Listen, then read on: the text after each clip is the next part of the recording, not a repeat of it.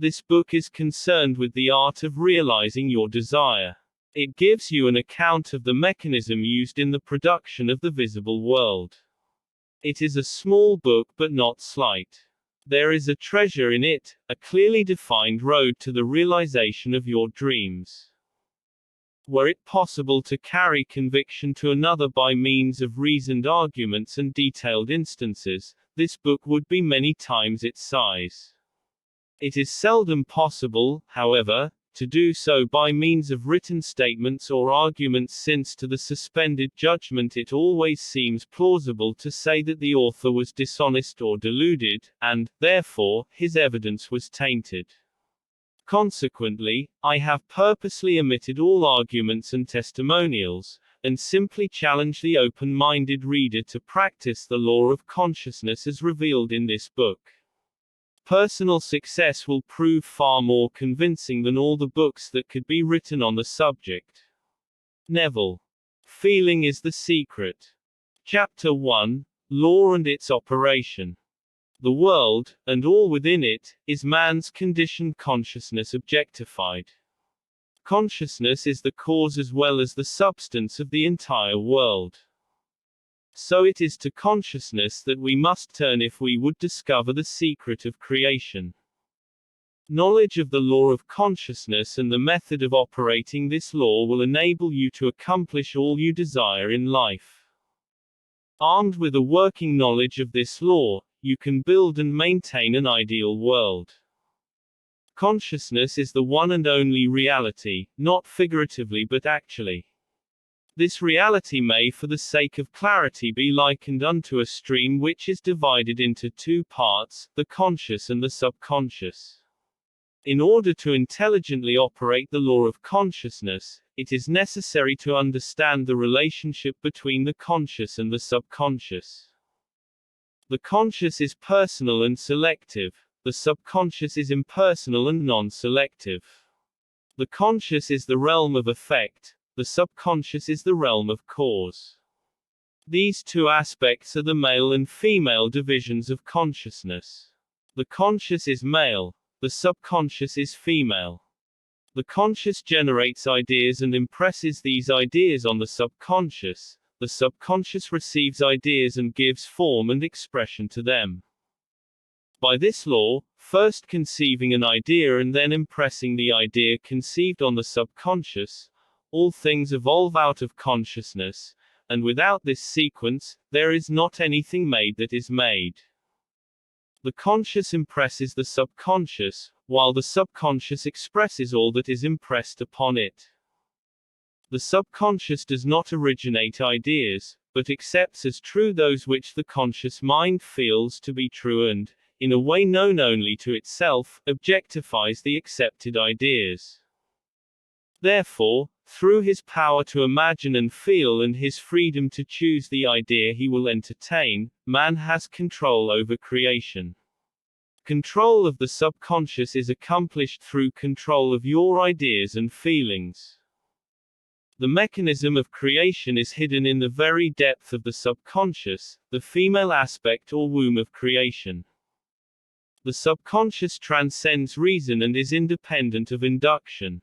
It contemplates a feeling as a fact existing within itself and on this assumption proceeds to give expression to it. The creative process begins with an idea and its cycle runs its course as a feeling and ends in a volition to act. Ideas are impressed on the subconscious through the medium of feeling. No idea can be impressed on the subconscious until it is felt, but once felt, be it good, bad or indifferent, it must be expressed. Feeling is the one and only medium through which ideas are conveyed to the subconscious. Therefore, the man who does not control his feeling may easily impress the subconscious with undesirable states. By control of feeling is not meant restraint or suppression of your feeling, but rather the disciplining of self to imagine and entertain only such feeling as contributes to your happiness. Control of your feeling is all important to a full and happy life. Never entertain an undesirable feeling, nor think sympathetically about wrong in any shape or form. Do not dwell on the imperfection of yourself or others. To do so is to impress the subconscious with these limitations. What you do not want done unto you, do not feel that it is done unto you or another. This is the whole law of a full and happy life. Everything else is commentary. Every feeling makes a subconscious impression and, unless it is counteracted by a more powerful feeling of an opposite nature, must be expressed. The dominant of two feelings is the one expressed. I am healthy is a stronger feeling than I will be healthy. To feel I will be is to confess I am not. I am is stronger than I am not. What you feel you are always dominates what you feel you would like to be. Therefore, to be realized, the wish must be felt as a state that is rather than a state that is not. Sensation precedes manifestation and is the foundation upon which all manifestation rests. Be careful of your moods and feelings, for there is an unbroken connection between your feelings and your visible world. Your body is an emotional filter and bears the unmistakable marks of your prevalent emotions. Emotional disturbances, especially suppressed emotions, are the causes of all disease. To feel intensely about a wrong without voicing or expressing that feeling is the beginning of disease, in both body and environment. Do not entertain the feeling of regret or failure for frustration or detachment from your objective results in disease. Think feelingly only of the state you desire to realize. Feeling the reality of the state sought and living and acting on that conviction is the way of all seeming miracles. All changes of expression are brought about through a change of feeling. A change of feeling is a change of destiny. All creation occurs in the domain of the subconscious. What you must acquire, then, is a reflective control of the operation of the subconscious, that is, control of your ideas and feelings. Chance or accident is not responsible for the things that happen to you, nor is predestined fate the author of your fortune or misfortune. Your subconscious impressions determine the conditions of your world. The subconscious is not selective, it is impersonal and no respecter of persons. Acts 10:34, Romans 2:11. The subconscious is not concerned with the truth or falsity of your feeling. It always accepts as true that which you feel to be true. Feeling is the assent of the subconscious to the truth of that which is declared to be true. Because of this quality of the subconscious, there is nothing impossible to man. Whatever the mind of man can conceive and feel as true, the subconscious can and must objectify. Your feelings create the pattern from which your world is fashioned, and a change of feeling is a change of pattern. The subconscious never fails to express that which has been impressed upon it. The moment it receives an impression, it begins to work out the ways of its expression. It accepts the feeling impressed upon it, your feeling, as a fact existing within itself and immediately sets about to produce in the outer or objective world the exact likeness of that feeling. The subconscious never alters the accepted beliefs of man. It outpictures them to the last detail whether or not they are beneficial. To impress the subconscious with the desirable state, you must assume the feeling that would be yours had you already realized your wish. In defining your objective, you must be concerned only with the objective itself. The manner of expression or the difficulties involved are not to be considered by you. To think feelingly on any state impresses it on the subconscious. Therefore, if you dwell on difficulties, barriers or delay, the subconscious, by its very non-selective nature, accepts the feeling of difficulties and obstacles as your request and proceeds to produce them in your outer world. The subconscious is the womb of creation. It receives the idea unto itself through the feelings of man. It never changes the idea received, but always gives it form. Hence the subconscious outpictures the idea in the image and likeness of the feeling received. To feel a state as hopeless or impossible is to impress the subconscious with the idea of failure. Although the subconscious faithfully serves man, it must not be inferred that the relation is that of a servant to a master as was anciently conceived. The ancient prophets called it the slave and servant of man. Saint Paul personified it as a woman, and said, the woman should be subject to man in everything, Ephesians 5:24, also, 1 Corinthians 14:34, Ephesians 5:22, Colossians 3:18, 1 Peter 3:1. The subconscious does serve man and faithfully gives form to his feelings. However, the subconscious has a distinct distaste for compulsion and responds to persuasion rather than to command. Consequently, it resembles the beloved wife more than the servant. The husband is head of the wife, Ephesians 5:23, may not be true of man and woman in their earthly relationship, but it is true of the conscious and the subconscious, or the male and female aspects of consciousness. The mystery to which Paul referred when he wrote, "This is a great mystery," 5:32.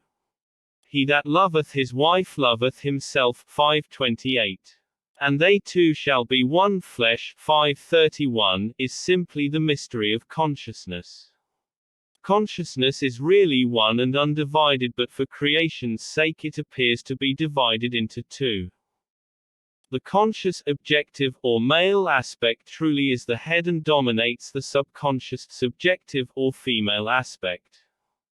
However, this leadership is not that of the tyrant, but of the lover. So, by assuming the feeling that would be yours were you already in possession of your objective, the subconscious is moved to build the exact likeness of your assumption. Your desires are not subconsciously accepted until you assume the feeling of their reality, for only through feeling is an idea subconsciously accepted, and only through this subconscious acceptance is it ever expressed. It is easier to ascribe your feeling to events in the world than to admit that the conditions of the world reflect your feeling. However, it is eternally true that the outside mirrors the inside. As within, so without, as above, so below, as below, so above, as within, so without, as without, so within. Correspondence, the second of the 7 principles of Hermes Trismegistus.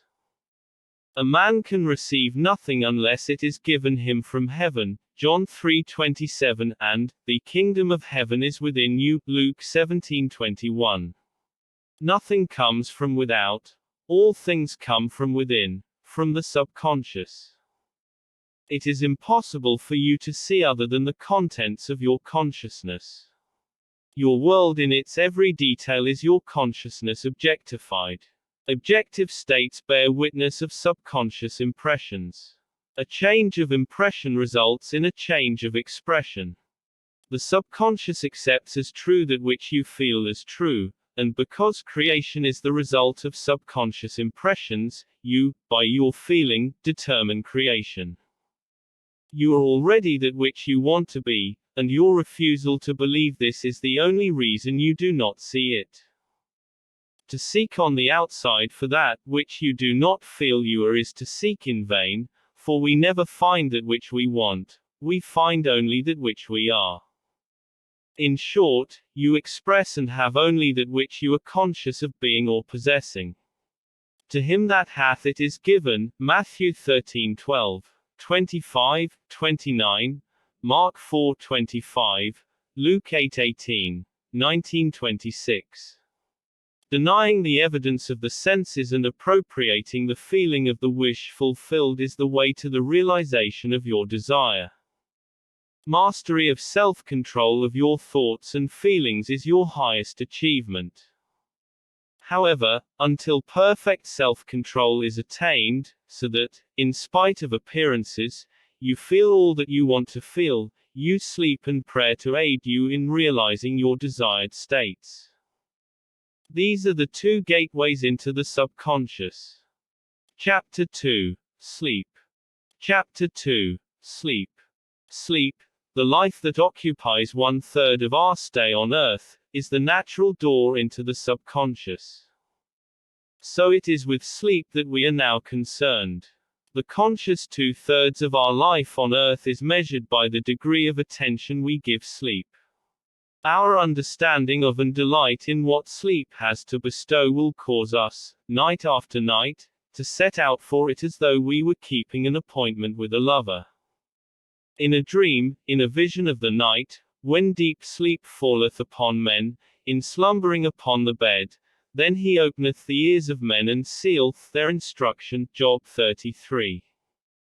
It is in sleep and in prayer, a state akin to sleep, that man enters the subconscious to make his impressions and receive his instructions. In these states the conscious and subconscious are creatively joined. The male and female become one flesh. Sleep is the time when the male or conscious mind turns from the world of sense to seek its lover or subconscious self. The subconscious, unlike the woman of the world who marries her husband to change him, has no desire to change the conscious, waking state, but loves it as it is and faithfully reproduces its likeness in the outer world of form. The conditions and events of your life are your children formed from the molds of your subconscious impressions in sleep. They are made in the image and likeness of your innermost feeling that they may reveal you to yourself. As in heaven, so on earth, Matthew 6:10, Luke 11:2. As in the subconscious, so on earth. Whatever you have in consciousness as you go to sleep is the measure of your expression in the waking 2/3 of your life on earth. Nothing stops you from realizing your objective save your failure to feel that you are already that which you wish to be, or that you are already in possession of the thing sought. Your subconscious gives form to your desires only when you feel your wish fulfilled. The unconsciousness of sleep is the normal state of the subconscious. Because all things come from within yourself, and your conception of yourself determines that which comes, you should always feel the wish fulfilled before you drop off to sleep. You never draw out of the deep of yourself that which you want, you always draw that which you are, and you are that which you feel yourself to be as well as that which you feel as true of others. To be realized, then, the wish must be resolved into the feeling of being or having or witnessing the state sought. This is accomplished by assuming the feeling of the wish fulfilled. The feeling which comes in response to the question, how would I feel were my wish realized? Is the feeling which should monopolize and immobilize your attention as you relax into sleep. You must be in the consciousness of being or having that which you want to be or to have before you drop off to sleep. Once asleep, man has no freedom of choice. His entire slumber is dominated by his last waking concept of self.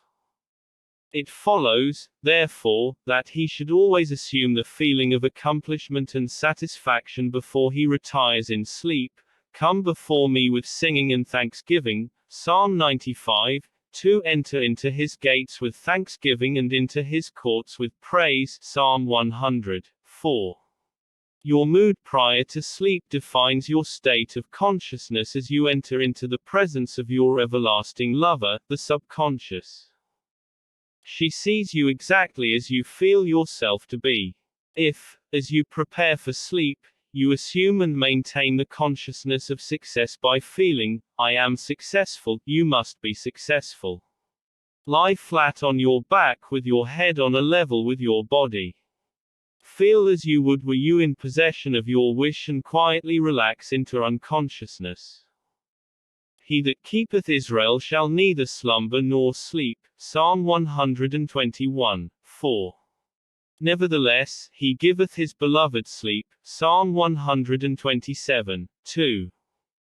The subconscious never sleeps. Sleep is the door through which the conscious, waking mind passes to be creatively joined to the subconscious.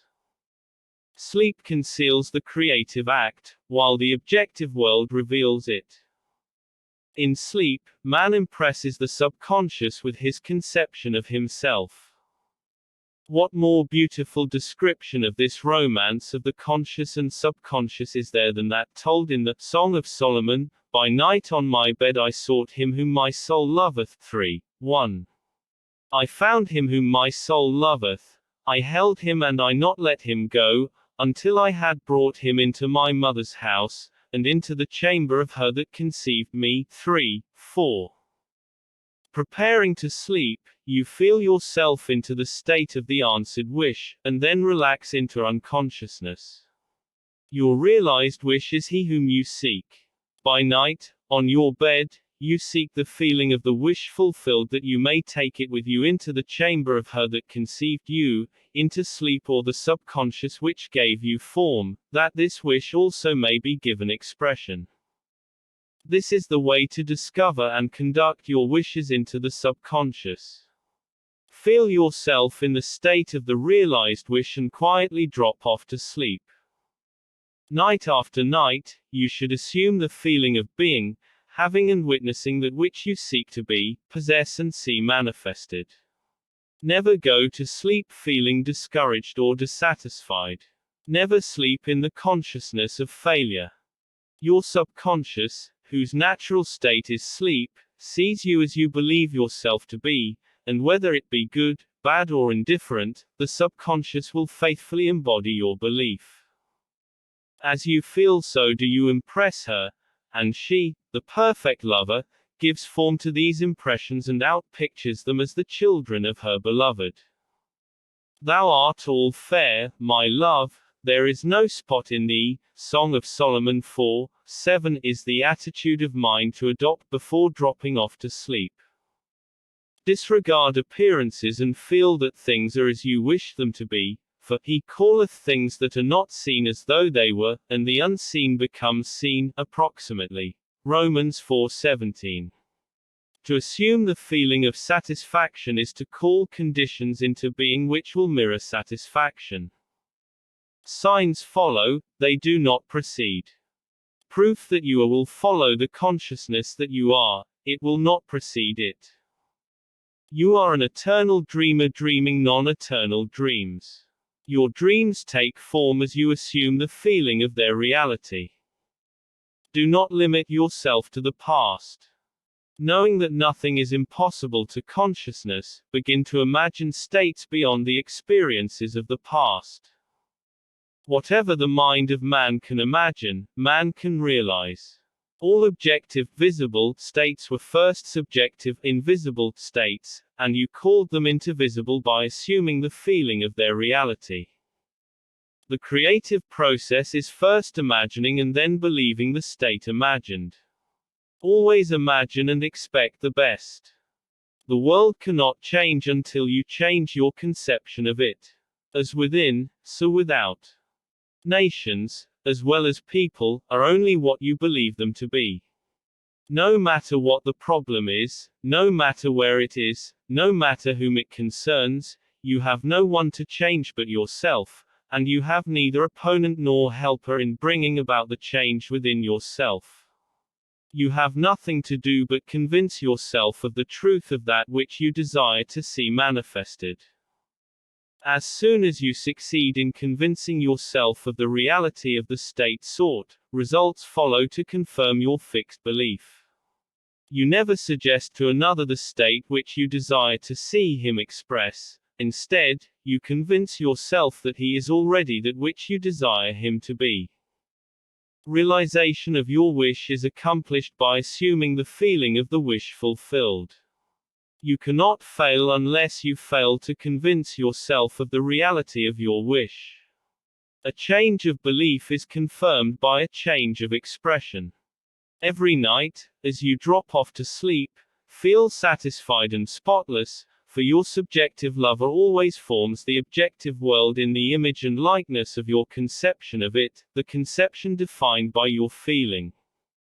The waking 2/3 of your life on earth ever corroborates or bears witness to your subconscious impressions.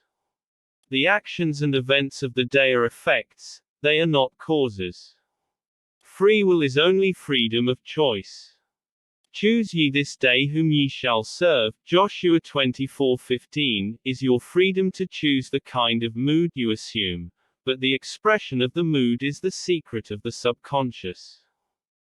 The subconscious receives impressions only through the feelings of man and, in a way known only to itself, gives these impressions form and expression. The actions of man are determined by his subconscious impressions. His illusion of free will, his belief in freedom of action, is but ignorance of the causes which make him act. He thinks himself free because he has forgotten the link between himself and the event. Man awake is under compulsion to express his subconscious impressions. If in the past he unwisely impressed himself, then let him begin to change his thought and feeling, for only as he does so will he change his world. Do not waste one moment in regret, for to think feelingly of the mistakes of the past is to reinfect yourself. Let the dead bury the dead, Matthew 8:22, Luke 9:60. Turn from appearances and assume the feeling that would be yours were you already the one you wish to be. Feeling a state produces that state. The part you play on the world's stage is determined by your conception of yourself.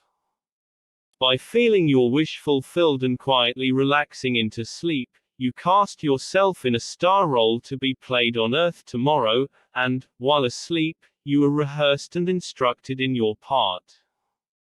The acceptance of the end automatically wills the means of realization. Make no mistake about this. If, as you prepare for sleep, you do not consciously feel yourself into the state of the answered wish, then you will take with you into the chamber of her who conceived you the sum total of the reactions and feelings of the waking day, and while asleep, you will be instructed in the manner in which they will be expressed tomorrow. You will rise believing that you are a free agent, not realizing that every action and event of the day is predetermined by your concept of self as you fell asleep. Your only freedom, then, is your freedom of reaction. You are free to choose how you feel and react to the day's drama, but the drama, the actions, events and circumstances of the day, have already been determined. Unless you consciously and purposely define the attitude of mind with which you go to sleep, you unconsciously go to sleep in the composite attitude of mind made up of all feelings and reactions of the day. Every reaction makes a subconscious impression and, unless counteracted by an opposite and more dominant feeling, is the cause of future action. Ideas enveloped in feeling are creative actions. Use your divine right wisely. Through your ability to think and feel, you have dominion over all creation. While you are awake, you are a gardener selecting seed for your garden, but, except a corn of wheat fall into the ground and die, it abideth alone, but if it die, it bringeth forth much fruit, John 12:24. Your conception of yourself as you fall asleep is the seed you drop into the ground of the subconscious. Dropping off to sleep feeling satisfied and happy compels conditions and events to appear in your world which confirm these attitudes of mind. Sleep is the door into heaven. What you take in as a feeling you bring out as a condition, action, or object in space. So sleep in the feeling of the wish fulfilled. Chapter 3. Prayer. Prayer, like sleep, is also an entrance into the subconscious. When you pray, enter into your closet, and when you have shut your door, pray to your Father which is in secret, and your Father which is in secret shall reward you openly. Matthew 6:6. Prayer is an illusion of sleep which diminishes the impression of the outer world and renders the mind more receptive to suggestion from within. The mind in prayer is in a state of relaxation and receptivity akin to the feeling attained just before dropping off to sleep.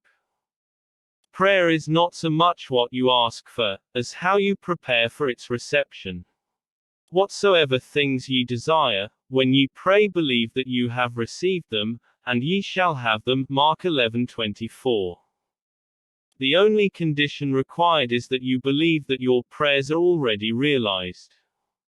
Your prayer must be answered if you assume the feeling that would be yours were you already in possession of your objective. The moment you accept the wish as an accomplished fact, the subconscious finds means for its realization.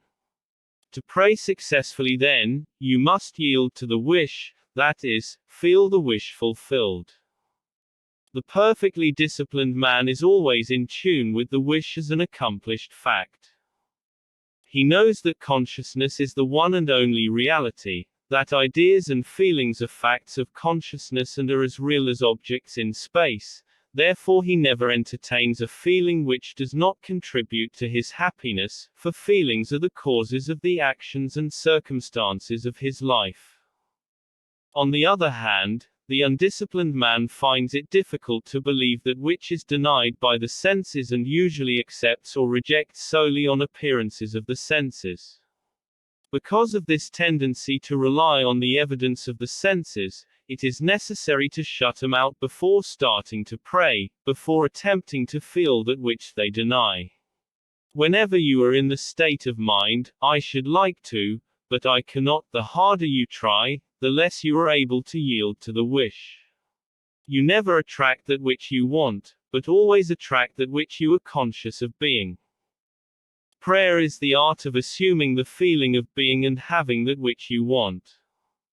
When the senses confirm the absence of your wish, all conscious effort to counteract this suggestion is futile and tends to intensify the suggestion.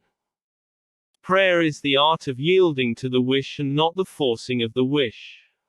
Whenever your feeling is in conflict with your wish, feeling will be the victor. The dominant feeling invariably expresses itself. Prayer must be without effort.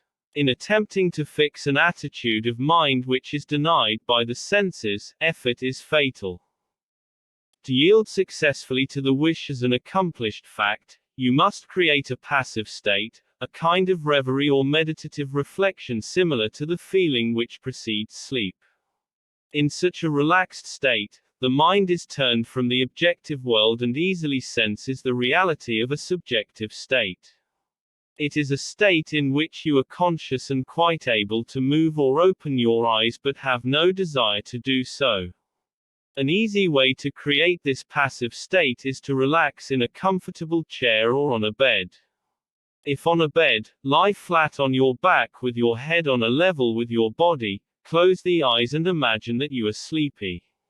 Feel, I am sleepy, so very sleepy. In a little while, a faraway feeling accompanied by a general lassitude and loss of all desire to move envelops you. You feel a pleasant, comfortable rest and not inclined to alter your position, although under other circumstances you would not be at all comfortable. When this passive state is reached, imagine that you have realized your wish, not how it was realized, but simply the wish fulfilled. Imagine in picture form what you desire to achieve in life, then feel yourself as having already achieved it. Thoughts produce tiny little speech movements which may be heard in the passive state of prayer as pronouncements from without. However, this degree of passivity is not essential to the realization of your prayers.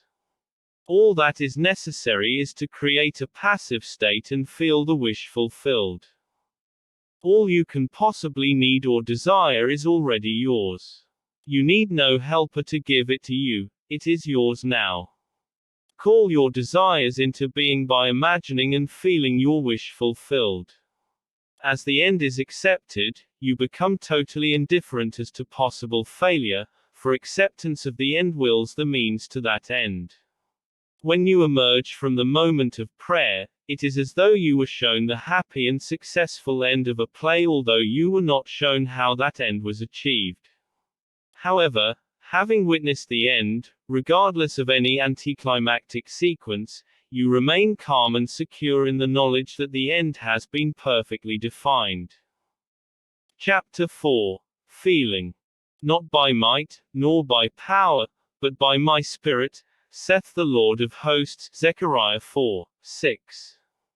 Get into the spirit of the state desired by assuming the feeling that would be yours were you already the one you want to be. As you capture the feeling of the state sought, you are relieved of all effort to make it so, for it is already so. There is a definite feeling associated with every idea in the mind of man. Capture the feeling associated with your realized wish by assuming the feeling that would be yours were you already in possession of the thing you desire, and your wish will objectify itself. Faith is feeling, according to your faith, feeling, be it unto you, Matthew 9:29. You never attract that which you want, but always that which you are. As a man is, so does he see. To him that hath it shall be given, and to him that hath not it shall be taken away. Matthew 13:12, 25, 29, Mark 4:25, Luke 8:18, 19:26. That which you feel yourself to be, you are, and you are given that which you are. So assume the feeling that would be yours were you already in possession of your wish, and your wish must be realized. So God created man in his own image, in the image of God created he him, Genesis 1:27. Let this mind be in you which was also in Christ Jesus, who being in the form of God, thought it not robbery to be equal with God, Philippians 2:5, 6. You are that which you believe yourself to be. Instead of believing in God or in Jesus, believe you are God or you are Jesus. He that believeth on me, the works that I do shall he do also, John 14:12 should be, he that believes as I believe the works that I do shall he do also.